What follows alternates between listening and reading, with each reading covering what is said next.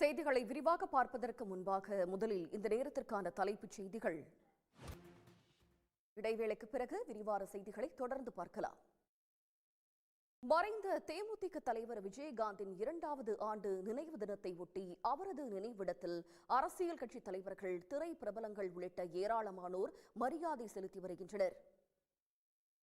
ஏழை எளிய மக்களுக்கு உதவும் மனிதாபிமானம் கொண்டவராக விஜயகாந்த் ஆற்றிய பணிகள் என்றென்றும் தமிழ்நாட்டு மக்கள் மனதில் நிலைத்திருக்கும் என்று அரசியல் கட்சித் தலைவர்கள், திரை பிரபலங்கள் தெரிவித்துள்ளனர்.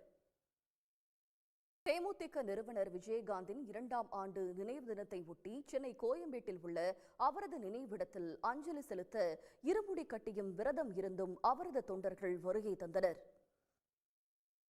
செய்திகளில் தொடர்வது சிறிய இடைவேளை. இனி முக்கிய நிகழ்வுகளை விறுவிறு செய்திகளாக காண்போம். செய்திகளில் தொடர்வது சிறிய இடைவேளை. சட்டமன்றத்தையே பார்த்திராத தாவேக தலைவர் விஜயின் கருத்துக்கெல்லாம் பதில் சொல்ல முடியாது என்று அதிமுக முன்னாள் அமைச்சர் ஆர்.பி. உதயகுமார் தெரிவித்துள்ளார்.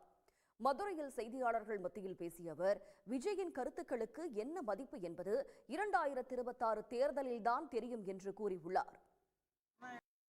கொடைக்கானலில் 3வது நாளாக சுற்றுலா பயணிகள் குவிந்திருப்பதால் கடும் போக்குவரத்து நெரிசல் காணப்படுகிறது. இதுபற்றிய விவரங்களை தருவதற்காக செய்தியாளர் கார்த்திக். அண்மை செய்திகளுக்கு தொடர்ந்து இணைந்திருங்கள் சன் நியூஸ் தொலைக்காட்சியுடன்.